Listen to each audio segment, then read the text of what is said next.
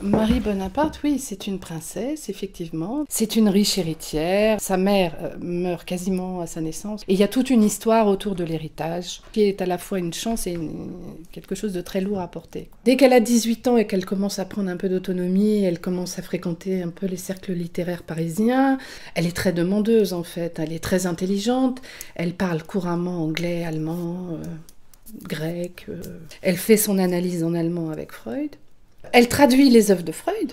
Ça aussi, c'est une partie importante de son rôle dans la transmission de la psychanalyse en France. Elle est entière. Quand elle va voir Freud, c'est vraiment quelqu'un qui est dans un grand désespoir et probablement quand même grâce à lui et sa rencontre avec lui, elle va être sauvée. Et de ça, je pense qu'elle va le remercier. D'abord parce que la psychanalyse, ça va être une découverte pour elle.